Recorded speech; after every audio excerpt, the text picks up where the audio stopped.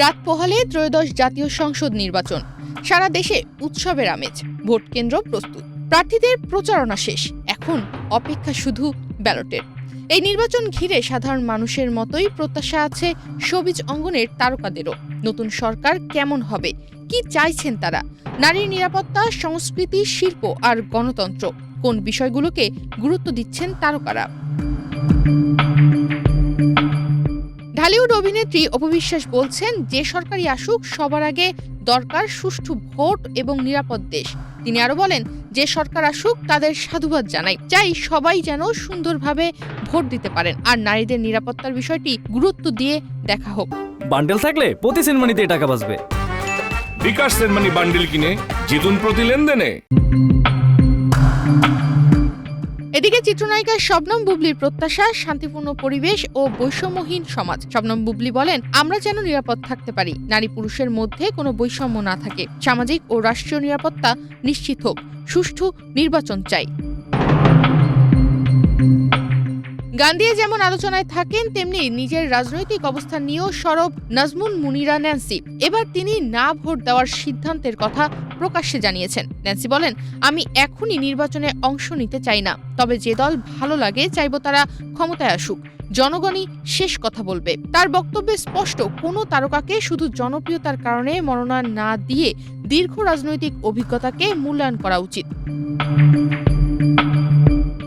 নির্বাচনের আবহে সামাজিক মাধ্যমে ভিন্নভাবে আলোচনায় শবনম ফারিয়া। রসিকতার ছলে দেওয়া তার পোস্ট নেটিজেনদের নজর কাড়ে। তিনি লিখেছেন, কাকে ভোট দিবেন তাড়াতাড়ি জানায়েন, তাহলে ঠিক করব পহেলা ফাল্গুনে শাড়ি পরব নাকি আবায়া। হাস্যরস হলেও পোস্টটি ঘিরে শুরু হয়েছে নানা ব্যাখ্যা।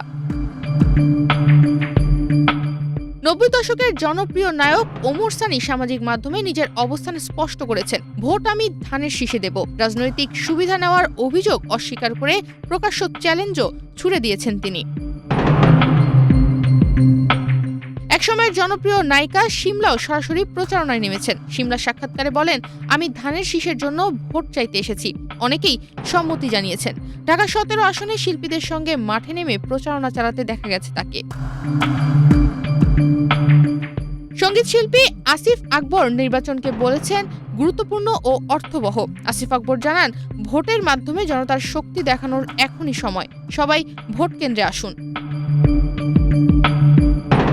তারকা দম্পতি অনন্ত জলিল ও বর্ষাও ভোট দিতে যাবেন বলে জানিয়েছেন। অনন্ত জলিল বলেন, যার হাতেই ক্ষমতা যাক, দেশ উন্নয়নের পথে এগিয়ে যাক। এছাড়া অন্যান্য তারকারাও তাদের প্রত্যাশার কথা জানান। শহীদুজ্জামান সেলিম চান সংস্কৃতি বান্ধব সরকার। রবি চৌধুরী চান শিল্পীরা যেন কাজ করতে ভোগান্তিতে না পড়েন। তৌসিফ মাহবুব বলছেন, যোগ্যতার মূল্যায়ন হোক।